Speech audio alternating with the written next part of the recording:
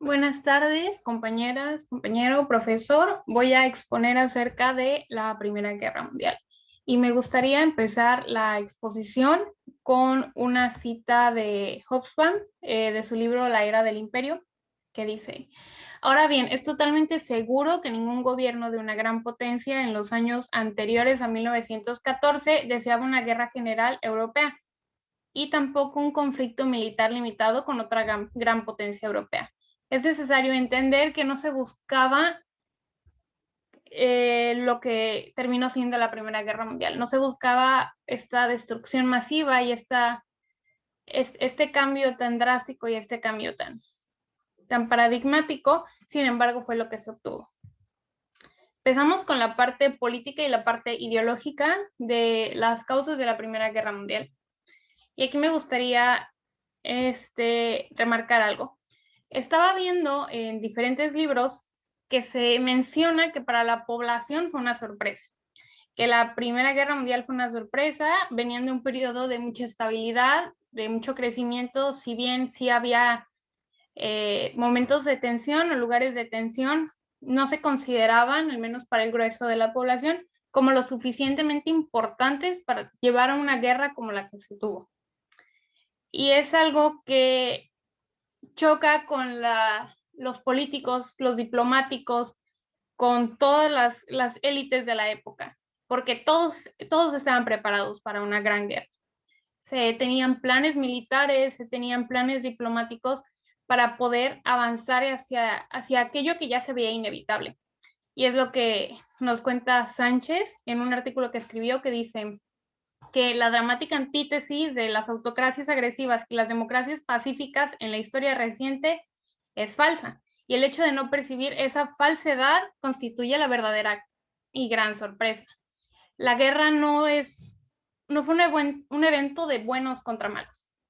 Al final no fue de estos gobiernos, estos imperios que necesariamente querían acaparar todo contra estas democracias que veían por el bien de todos. No fue así, la guerra no fue así, y asumir y pensar que fue así es lo que debería dar sorpresa.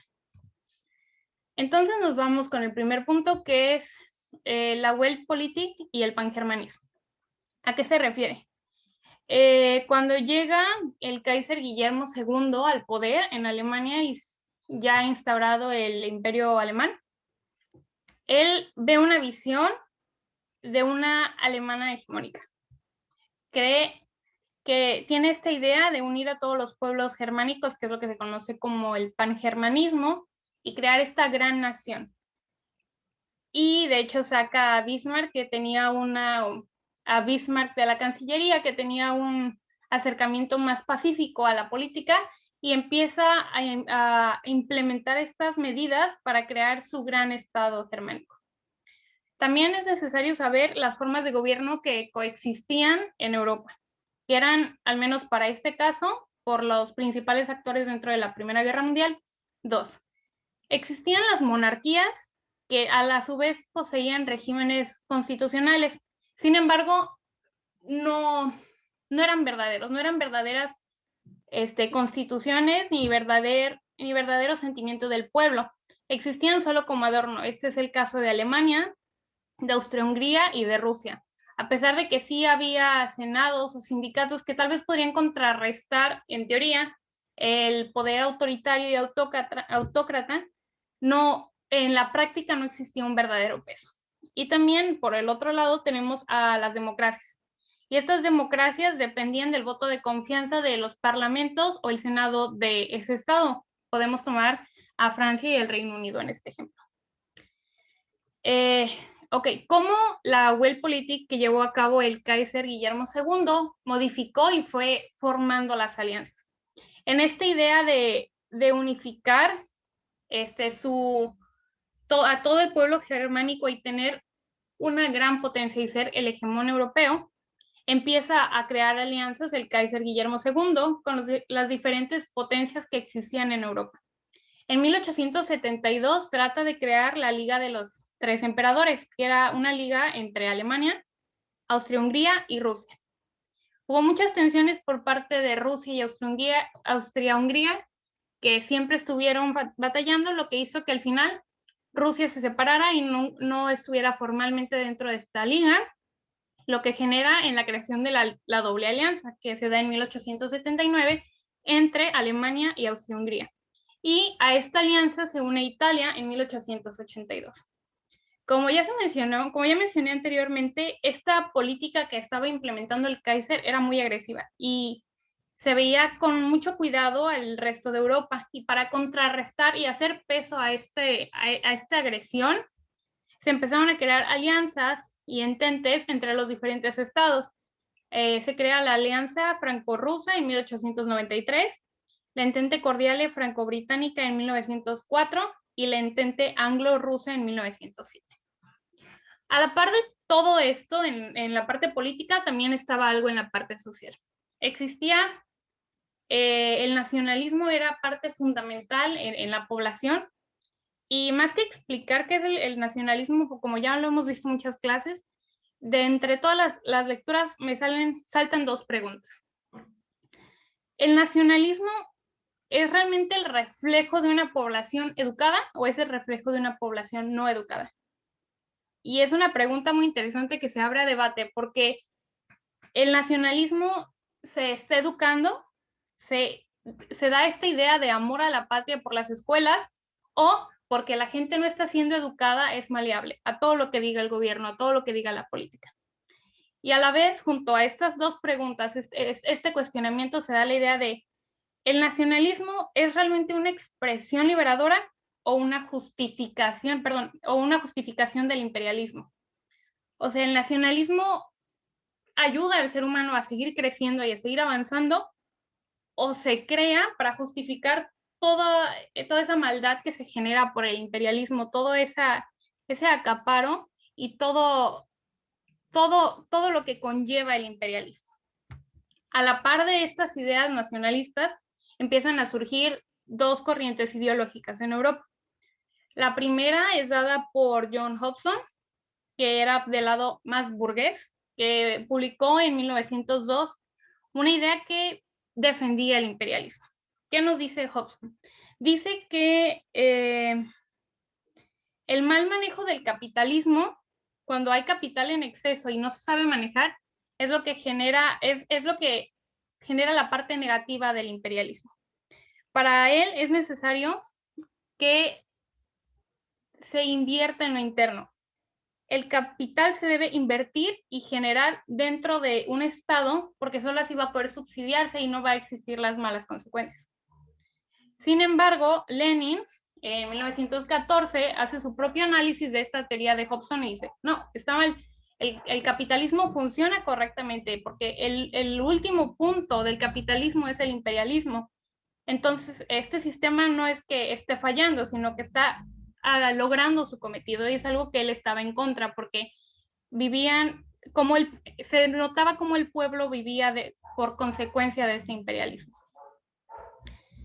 Y después de hacer este análisis, quiero compartir la cita de Doborn, que dice: ningún Estado había ido a guerra por razones morales u obligaciones de alianza, sino para defender las apetencias imperialistas, es decir, los intereses del capital financiero monopólico, que viene súper relacionado con lo que ya habíamos mencionado, lo que había mencionado anteriormente, y se va a hilar con lo otro, que esta idea imperialista es lo que suscitó a que existiera la guerra.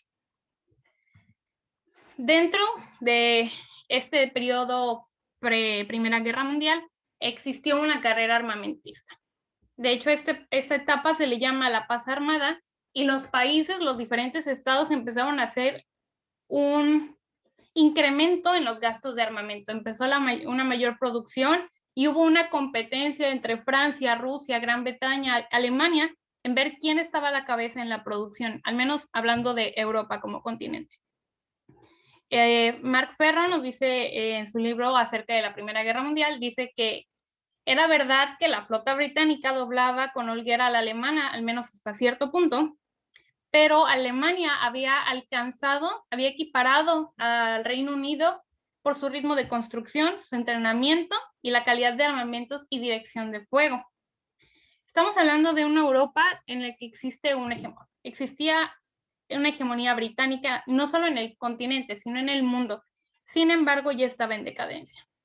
Y poco a poco, Alemania estaba queriendo llegar al puesto del Reino Unido. Junto al Reino Unido había otros imperios en decadencia, como el austrohúngaro, que ya tenía demasiados problemas internos, el ruso también. En 1905 había habido una revolución que había sido calmada muy difícilmente por parte del imperio zarista, con la creación de unos sindicatos que la verdad no funcionaron, y también el imperio otomano, el imperio turco, también iba en decadencia. Había demasiadas presiones entre las diferentes etnicidades que existían dentro del imperio. Pero a la par de que estos imperios están en decadencia, empiezan a emerger, dos potencias extraeuropeas: Estados Unidos en América y Japón en Asia. También, junto con esto, es importante ver el papel de las colonias. En 1884 se reparte África, se mete al quite Alemania, empieza a tener territorios y empieza a haber diferentes tensiones a lo largo del mundo con respecto a las colonias. Hay tensión en Egipto, en Túnez, en Marruecos, hay en Afganistán, en Persia, en Siam. Manchuria es un caso muy singular porque es una tensión entre potencias existentes y potencias emergentes, como es el caso de Japón. Entonces, surge una pregunta muy interesante que hace Hobsbawm en su libro de Historia del siglo XX. Hace la pregunta, palabras más, palabras menos, ¿por qué las potencias más adelante en la guerra solo iban o por la victoria o la derrota total? Para ellos no había un punto medio, no había un acuerdo de paz, o ganaban o perdían. Y el mismo autor da la respuesta. Y se me hace muy, muy interesante porque eso lo podemos hilar con estas ideas imperialistas. Dice que los países de ambos bandos, la Entente y los aliados, perseguían objetivos ilimitados. Y esto se puede ver dentro del capitalismo. El capitalismo busca saciar placeres ilimitados del ser humano con recursos limitados. Genera cada vez más necesidades para el ser humano, necesidades ilimitadas, y tratamos de abastecerlas con los recursos limitados que tenemos. Y obviamente no podemos llenar con recursos limitados necesidades ilimitadas, lo que nos va a llevar a un colapso en cierto punto, que es lo mismo que sucede al inicio de la Primera Guerra Mundial y durante la Guerra Mundial.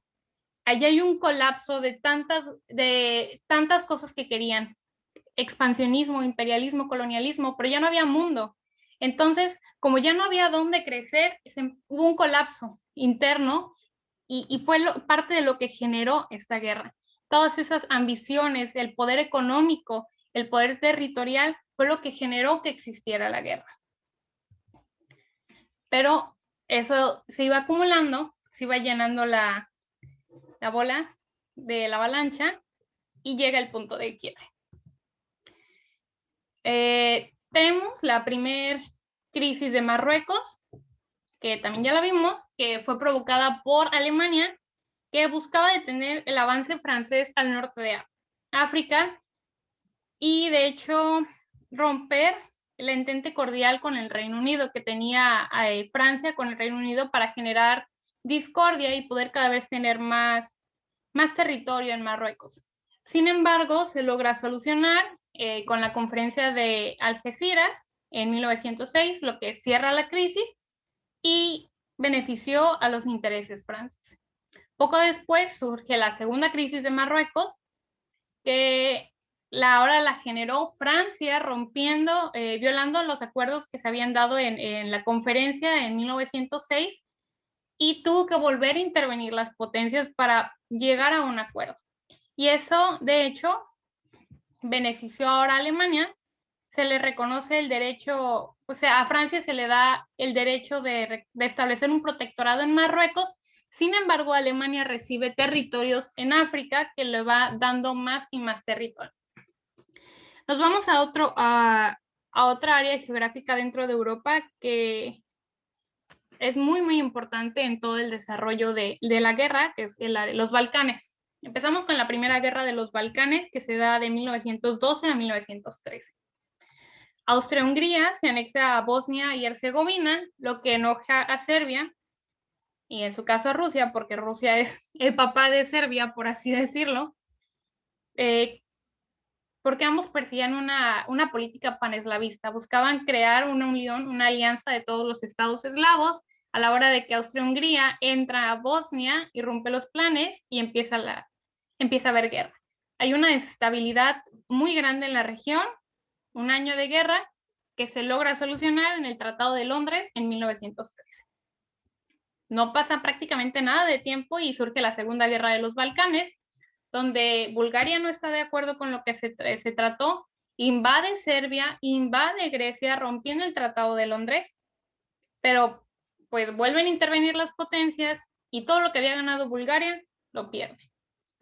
Se reduce el territorio de Bulgaria. Sin embargo, ya había más y más tensión en el área de los Balcanes.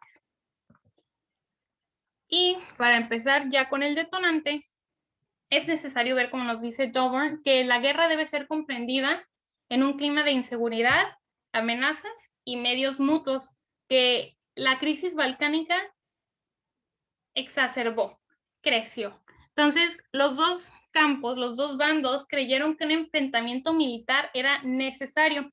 Entonces, a lo largo de todas estas crisis, se empezaron a determinar los alineamientos para la guerra y se empezaron a crear más y más planes de acción. Luego. 1914. Ok. Nos vamos con lo que oficialmente genera la Primera Guerra Mundial, que es el atentado en Sarajevo y la crisis de julio.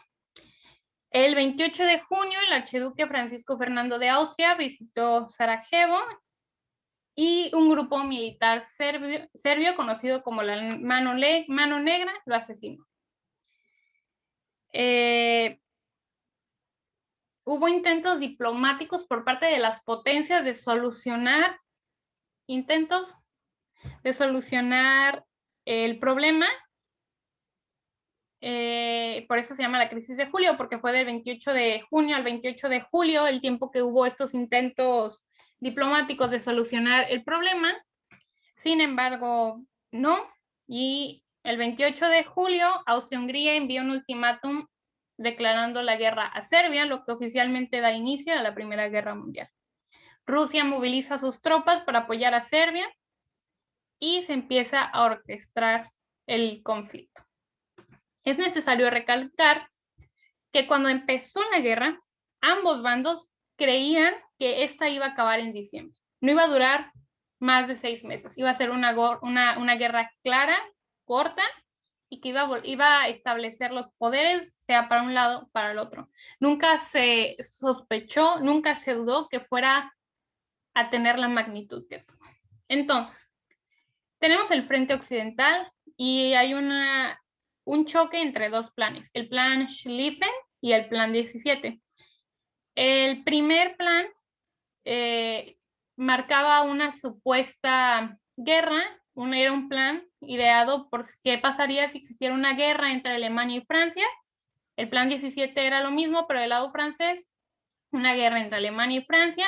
Sin embargo, por la rapidez de Alemania, que necesitaba atacar y vencer rápido a Francia para no tener una guerra en dos frentes, hizo que existiera un avance exitoso alemán.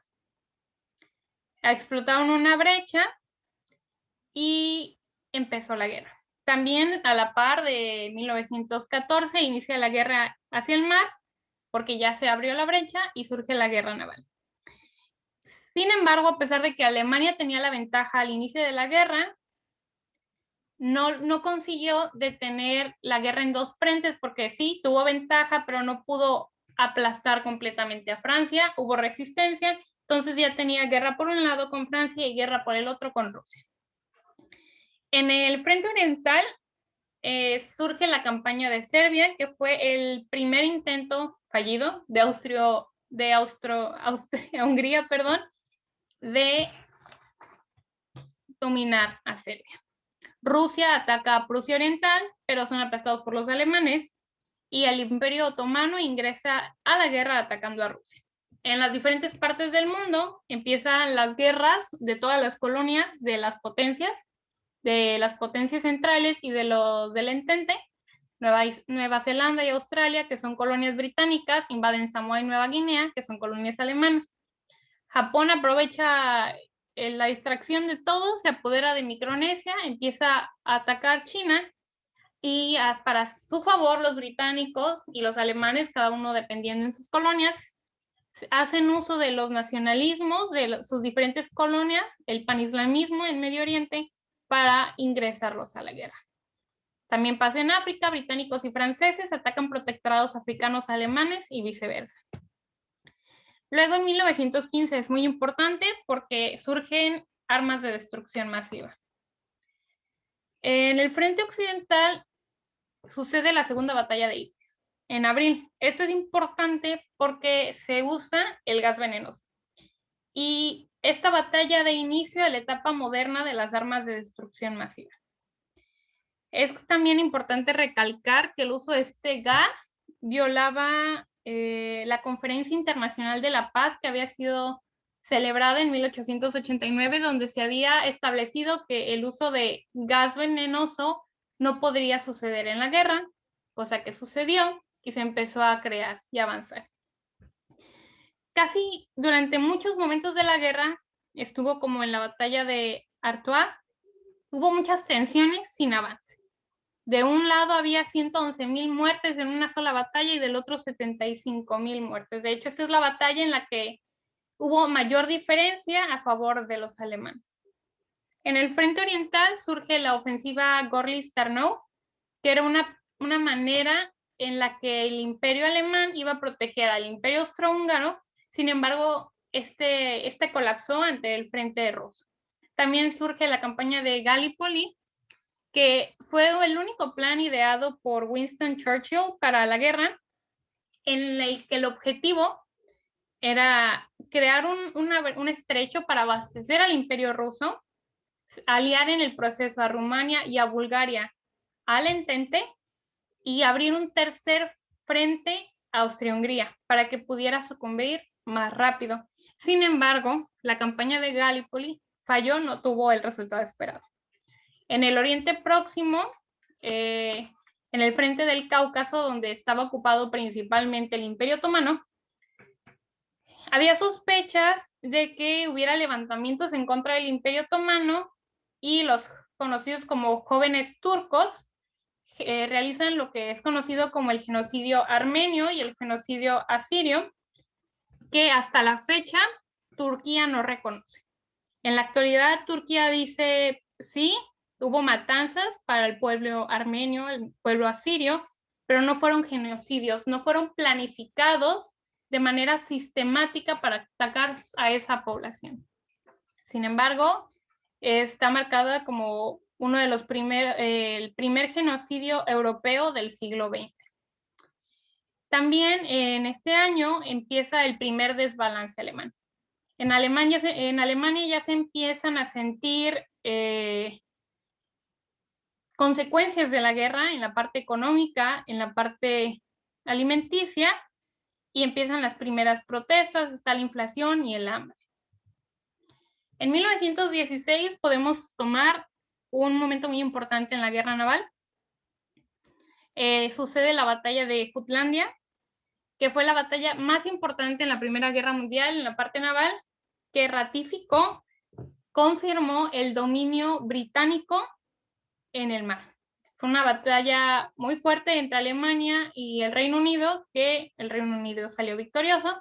Un año antes, en 1915, también existió el hundimiento alemán de barcos, el hundimiento alemán del barco RMS Lusitania de Estados Unidos, que fue un barco muy importante para la anexión futura de Estados Unidos a la guerra. En el frente occidental surge la batalla de Verdún, de las más sangrientas que existió en la Primera Guerra Mundial. Duró casi el año la batalla, de febrero a diciembre.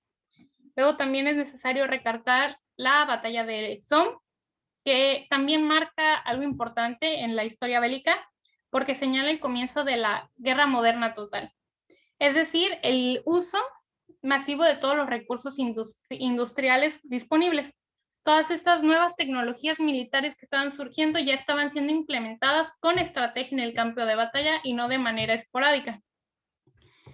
También en 1916 surge la primera oferta de paz por parte de las potencias centrales al Entente, pero fue rechazada. Recordemos lo que ya mencioné, que era o todo o nada. Entonces no se aceptó. También sucede el Viernes Blanco en Italia, que fue el mayor desastre natural que ocurrió en la Primera Guerra Mundial. Hubo una tormenta de nieve que arrasó con todos los que estaban en los Pirineos, ya sea de cualquier bando, y fue unas pérdidas muy grandes. Y en el frente oriental también pasa algo muy interesante.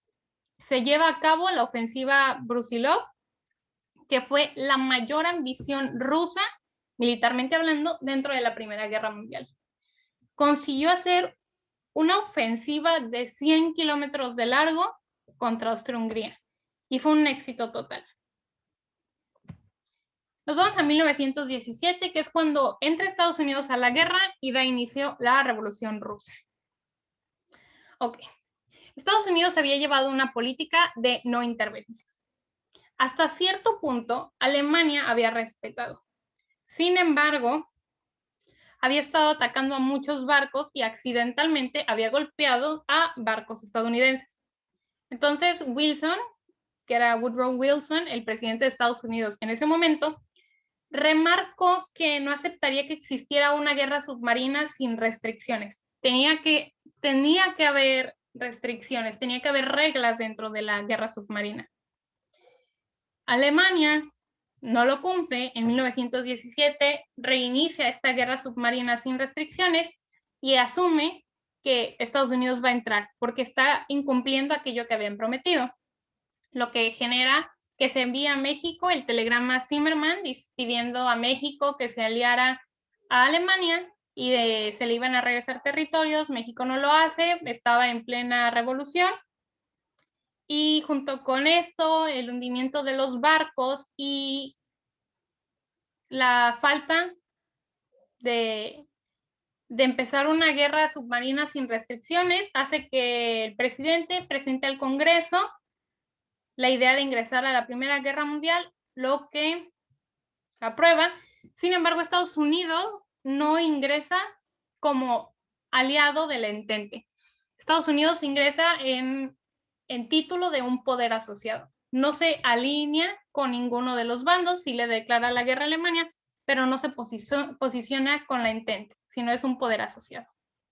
Del otro lado, en el frente oriental, empieza la Revolución Rusa, y como ya mencioné, ya había habido antes, en 1905, unas tensiones sociales que habían sido resueltas.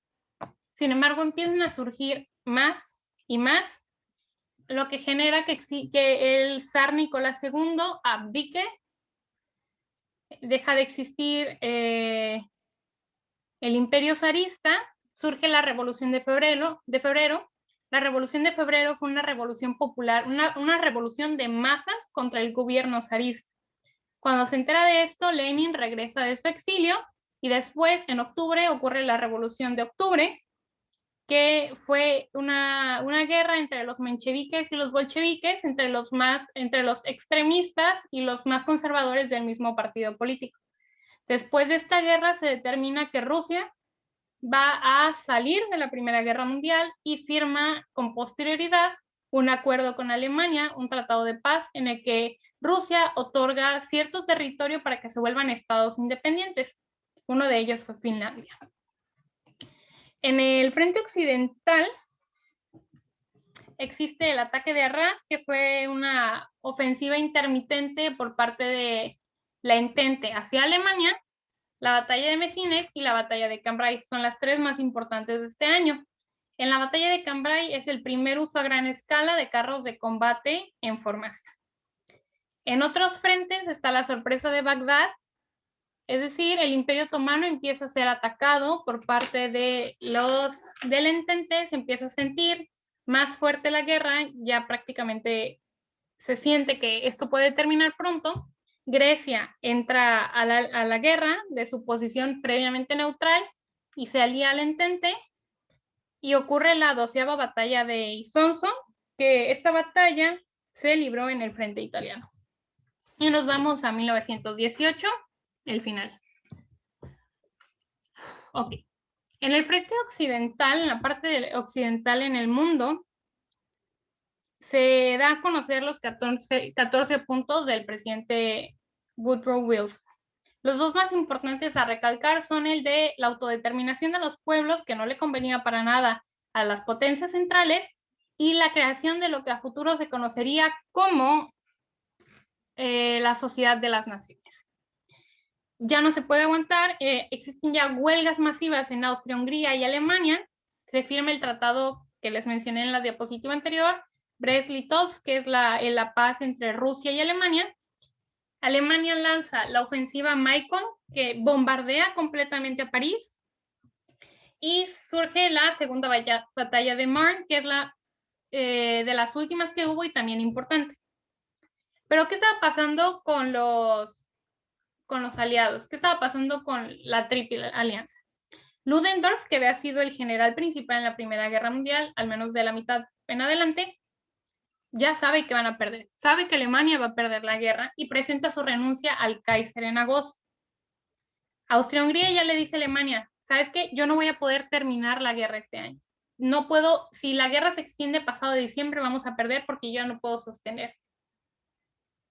Se llega a pláticas.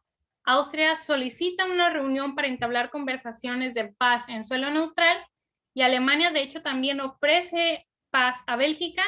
Sin embargo, ambas propuestas fueron rechazadas. Era o todo o nada. Y en un último plan desesperado, en las últimas patadas de ahogado, en la ofensiva final se lanza la línea Hindenburg. Sin embargo, esta colapsó Alemania en diferentes frentes. Luego hubo un intento naval por recuperar el orgullo. No se funcionó. Y ya cuando tenían encima a todos, el Kaiser Guillermo II abdicó y se autoexilió.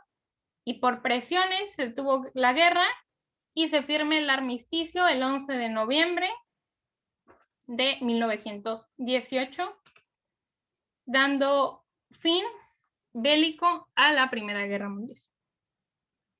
Ok, ¿qué sucede después de esta gran guerra? A pesar de que oficialmente, a pesar de que bélicamente la Primera Guerra Mundial acaba en 1918, no existe una firma o una parte oficial para hacer el término hasta 1919 con el Tratado de Versalles, llamado así porque se firma en el Palacio de Versalles en Francia.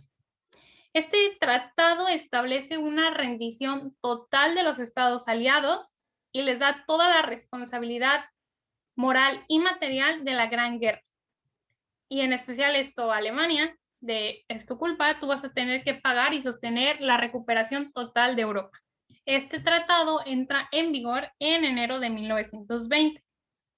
Podemos entender, obviamente, por qué existe un resentimiento después en Alemania que ayuda muchísimo a que surja la Segunda Guerra Mundial, porque todo el peso se le da a Alemania. Y a Austria ni tanto, porque Austria, como voy a mostrar en la siguiente diapositiva, se desintegra y se reparte.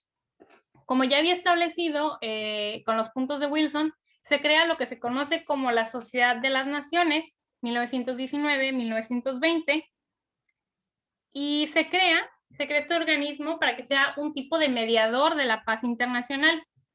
Y a pesar de que sí pudo haber ayudado, no pudo, ayudó con algunos conflictos, nunca gozó de suficiente poder porque no se le dio la severidad que necesitó. Estados Unidos, a pesar de que lo propuso, dijo hay que hacerlo así, así y así, nunca fue miembro oficial de la Sociedad de las Naciones. También, dato curioso que surge de aquí, para el mundo occidental en 1919, con la Sociedad de las Naciones, se da el inicio de la licenciatura de Relaciones Internacionales, por eso en 2019 se celebraron 100 años de la creación de la carrera, porque se usa este punto como el inicio de Relaciones Internacionales como estudio en el mundo occidental. Después de esta repartición, de acuerdo con lo que menciona el Tratado de Versalles, Europa cambia. Como podemos ver en la imagen a la derecha, el Imperio Austrohúngaro se separa, se crea Austria, Checoslovaquia, Hungría, y se juntan muchos territorios y se crea Yugoslavia. Luego, ¿qué surge después? ¿Qué existe después de este después inmediato, valga la redundancia?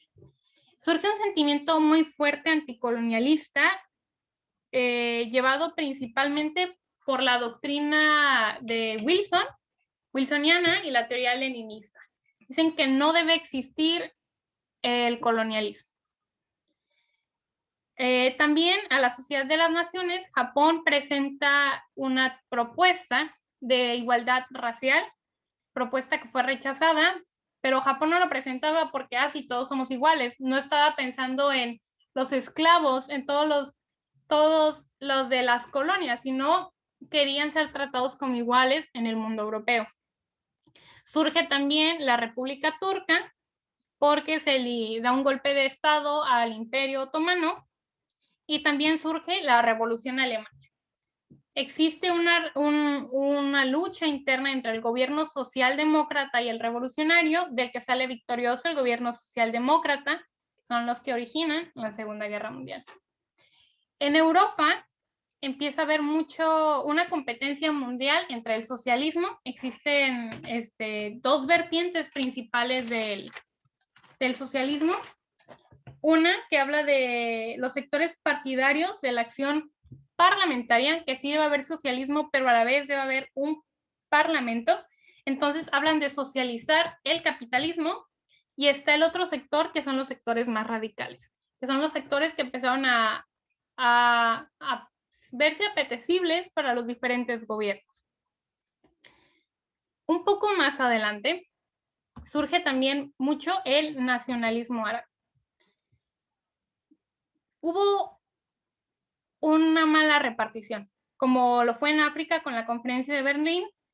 En las antiguas provincias turcas empezaron a crear estados artificiales, no existía una misma autodeterminación como la de Europa, y hubo un desastre. Demasiadas tensiones que terminaron en independencias. El nacionalismo árabe se puede ver en la independencia de Egipto, en Irak, Marruecos, Siria y la de Palestina. Y esto lo podemos hilar hasta la época actual, porque esta misma separación, estas mismas independencias que se dieron después de la creación de estos estados artificiales, fueron otra vez modificados y creados sin tomar en cuenta a la gente local, y se crea el conflicto palestino-israelí. Se trata de dar territorio cuando ya estaba dividido, cuando apenas estaban acomodando, y existe un caos. Más adelante, trayéndolo un poco más a la actualidad, entendemos que en el área de los Balcanes seguía existiendo muchísimas tensiones.